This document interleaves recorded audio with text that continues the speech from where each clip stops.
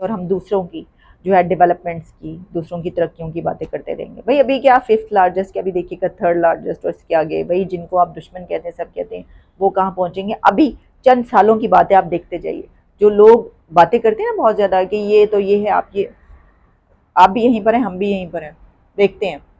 वजह यही है कि वो खान को फेवर करते हैं। अच्छा। अगर खान होगा, वो उन्होंने खान के लिए, खान को ही उन्होंने देना था। अब दूसरी हुकूमत के साथ वो इतना वो डीलिंग नहीं कर सकते जैसे वो करना चाहते थे। और मेन रीज़न यही है कि क्योंकि जैसे ये हुकूमतें चेंज हो रही हैं, हालात भी पाकिस्तान के ऐसे ही हैं। यहाँ पे IMF लोन ट्रस्ट नहीं को कर पा रहा कि वो रशियन ऑयल चाहता है और वो भी 30 से 40% डिस्काउंट पर, जैसे वो इंडिया को दे रहे हैं या चाइना को दे रहे हैं। इस तरह डिस्काउंट पाकिस्तान भी चाहता था और इसी हवाले से उन्होंने रशिया से बात की तो रशिया ने फौरी तौर पे उसे पाकिस्तान को इनकार कर दिया। इस हवाले से करती है, उनके मुल्क में फौज नहीं हुकूमत करती, ये सबसे बड़ा मेजर है। और ये सिर्फ बातें हैं कि उनके मुल्क में इतना लगता है। उनके मुल्क में एजुकेशन पे लेवल पे जाके देखो, आयो किस लेवल पे है। उनके मुल्क में दिल्ली में देख लो, जो भी केजरीवाल उनके पॉलिटिशियन है, उन्होंने किस लेवल पे काम किया आप देखेंगे तो आपको लगेगा हाँ इतना हमारे मुल्क में 20 साल में काम नहीं हुआ जितना उन्होंने 5 साल में किया। रशिया से ताल्लुकात ऐसे हो जाने थे कि यूएस से खराब होने थे। और जारी बात है, हम US से ताल्लुकात खराब नहीं करना चाहते। ये तो अभी आपको लगता है हमारे यूएस के साथ ताल्लुकात बहुत अच्छे हैं? पिछले दिनों तो उन्होंने स्टेटमेंट दे दी कि पाकिस्तान का जो अटामिक जो उनसे वेपन्स हैं वो नहीं सेव, तो क्या ताल्लुकात अच्छे होते तो ऐसी स्टेटमेंट देते? बिल्कुल, ये आपने बड़ी अच्छी बात की, लेकिन ताल्लुकात अच्छे बेसिकली नहीं है। आई डोंट थिंक सो, मेरे ख्याल से बिल्कुल अच्छे ताल्लुकात नहीं है। अगर हम कहते हैं हमारा दुश्मन मुल्क है, हम दुश्मन मुल्क से ही एक्सपोर्ट इंपोर्ट कर रहे हैं। 60% तो हम उनसे मेडिसिन लेते हैं। हम किस बात पे उनसे बहस करते हैं? बातें सिर्फ हम करते हैं, वो काम वो कर रहे हैं। इसके पीछे क्या वजह है कि रशिया हमें क्यों नहीं डिस्काउंट देना चाह रहा, बल्कि हमारे पड़ोसी मुल्क को इंडिया, चाइना, उनको डिस्काउंट मिल रहे हैं? क्या कहेंगे? पहले तो अस्सलाम वालेकुम। और उतनी चीज़ें हैं नहीं जितनी बहा ने तारीफ़ कर दी है। Still thank you so much बहा। सेकंड ऑफ ऑल, जैसे कि तुम्हारा सवाल था कि पाकिस्तान ने जो है 40% स्टार्ट करते हैं पहले तो पाकिस्तान के इन्फ्लेशन और पॉवर्टी से। आपको पता है कि आने वाले टाइम में करंटली भी पाकिस्तान के सिनेरियोज कोई खासे अच्छे नहीं चल रहे, बट इन फ्यूचर जो है पॉवर्टी और इन्फ्लेशन और बढ़ जाएगा। कुछ कोविड में लॉस हुआ इकोनॉमी का, और कुछ उसके बाद अगर बात करूं, अभी फ्लड्स रिसेंटली हमने इतने क्राइसिस से गुजर के आए हैं, तो उसकी वजह से काफ़ी हद तक पाकिस्तान का डाउनफॉल आया। अदर देन दैट अगर देखा जाए तो पाकिस्तान के अंदर पॉलिटिकल स्टेबिलिटी भी काफ़ी हद तक नहीं है, जो कि बहुत बड़ा फ्लॉ है हमारा। इन सारे सिनेरियोज़ को मद्देनज़र रखते हुए अभी कुछ टाइम पहले इमरान खान साहब का भी बयान आया ऑयल को लेके कि हम रशिया से क्रूड ऑयल लेते हैं, हम उसको रिफ़ाइन करेंगे, लेकिन रिफ़ाइन करने के लिए भी तो हमें पैसा चाहिए ना। हमारी इकोनॉमी स्टेबल होना ज़रूरी है, हम वो भी नहीं कर सकते। जय हिंद दोस्तों।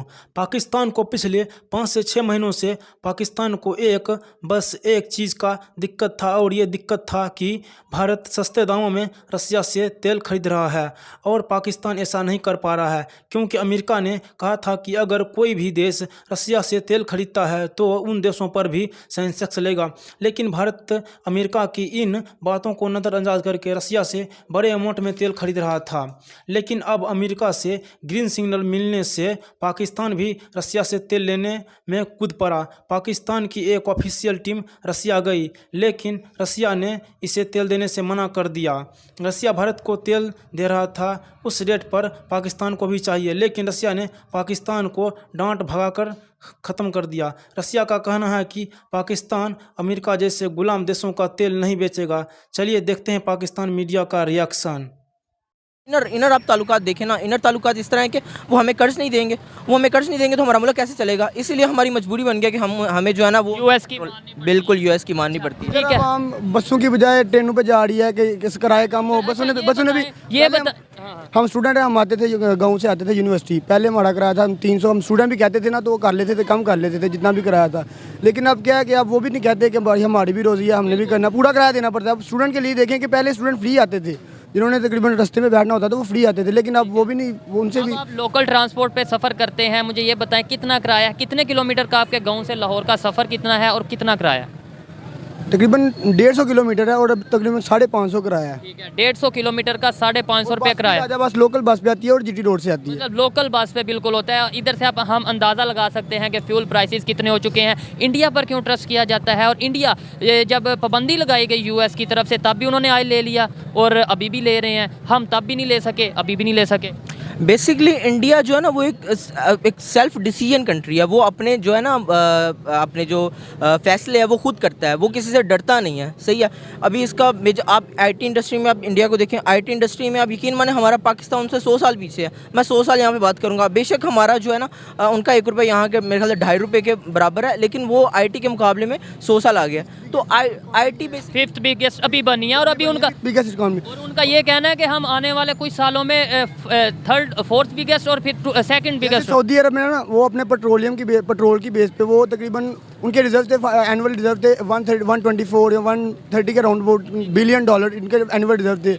अब इंडिया की एक इंडस्ट्री अब इंडिया की आईटी की इंडस्ट्री ने 134 बिलियन डॉलर एनुअल रिजर्व उन्होंने जमा किया। एक इंडस्ट्री ने आप देखें कि सऊदीया पेट्रोल से उतना रेवेन्यू जनरेट नहीं कर पाता जितना इंडिया आईटी से जनरेट कर पा रहा है। वजह क्या? जैसे कि हमारी और कंट्री है, यूरोप कंट्री, यूएस कंट्री, मेरे ख्याल में इवन दैट कि उन लोगों ने मैं आपको ये भी बात बता रहा हूँ कि उन लोगों से पिछले साल में तकरीबन जो कोरोना का सीज़न चल रहा था उसी टाइम में तकरीबन यूके ने भी इंडिया से हेल्प लिया था। इंडिया की जो फाइनेंशियली लेवल है, अगर वहाँ पे आप लोगों उन लोगों की सिटीजनशिप की लेवल पे अगर आप देखें, इंडिया की जो मोदी ने जो प्रोवाइड किया है अपनी कंट्री के लिए, इवन दैट कि उन लोगों की फाइनेंशियली लेवल इतना स्ट्रांग है कि वो तकरीबन 21 कंट्रीज़ को जो है ना मतलब ईच एंड एवरीथिंग देने के लिए स्टेबल है। हम लोगों से मतलब वो ओनली 21 कंट्रीज 21 कंट्रीज़ को, सिर्फ 21 कंट्रीज को इंडिया दे सकता है? नहीं, वो जो करंटली उन लोगों का मोमेंट है वो 21 कंट्रीज़ है। कौन सा मोमेंट? उन लोगों का जो आजकल डील करते हैं, जो 21 कंट्रीज के साथ करते हैं। नहीं 20 ऐसा तो ओवरऑल वर्ल्ड पे करता है, लेकिन जो उन लोगों का आजकल G20 की बात तो नहीं कर रहे कहीं? G20 की बात तो नहीं कर रहा हूँ मैं, हाँ मैं G20 की बात कर रहा हूँ। सर G20 में ना बेसिकली स्ट्रॉन्गेस्ट इकोनॉमीज शामिल हैं। अगर हम ओवरऑल इंडिया की बात करें तो इंडिया की टेक्नोलॉजी अमेरिका वाले भी मांग रहे हैं, फ्रांस भी मांग रहा है, रशिया भी मांग रहा है, ऐसे बहुत से ममालिक हैं। मैडम तो मैंने आपको बताया क्योंकि उन लोगों की इकॉनमी, उन लोगों की फाइनेंशियली बेस जो है ना सब कुछ लेवल है, दैट्स वाई वो लोग उनसे मांग रहे हैं ना। ये बात बताना चाहता हूँ क्योंकि इंडिया के सबसे पहले जो बात मैं करता हूँ बिज़नेस की, लेट सपोज मैं खुद गया हूँ दुबई में, वहाँ पे दुबई में पाकिस्तानी को लोन नहीं मिल सकता है, दुबई में इंडियन को वहाँ पे लोन मिलता है क्योंकि लोन या जॉब्स मतलब अगर वो वहाँ पे जॉब करता है तो लोन मिलता है ना, अगर वो जॉब नहीं करता है तो लोन फ्री में तो नहीं देते। इन लोगों की एजुकेशन के बारे में अगर आप लोग सोचें तो इन लोगों की एजुकेशन बेटर है। उन लोगों की अगर आप फाइनेंशियली मतलब पेरेंट्स की साइड से वो लोग मतलब सपोर्ट है, कम्प्लीटली सपोर्ट है। मैंने देखा है कि मैं खुद वहाँ पे एक इंडियन की कंपनी में जॉब कर रहा था, वहाँ पे इंडियंस को एजी लोन मिलता था और हम पाकिस्तानियों को वहाँ पे लोगों को बिलीफ नहीं है, ट्रस्ट नहीं है हमको। लोन्स नहीं, जॉब्स की बात करें, जॉब्स तो बहुत एजी मिलती है वहाँ पे। अगर जितनी भी ज़्यादा से 100% में वहाँ पे तकरीबन 85% इंडियंस वहाँ पर लोन थोड़ी लेने जाते हैं, वो तो वहाँ पर काम करने जाते हैं। काम करने के लिए जाते हैं, मैं आपको बता रहा हूँ कि अगर वो काम करते हैं तो वहाँ पे दुबई का बैंक वहाँ उनको लोन देगा ना। लेट सपोज आप जॉब नहीं करते हो तो मैं आपको लोन दे सकता हूँ क्या? नहीं दे सकता हूँ।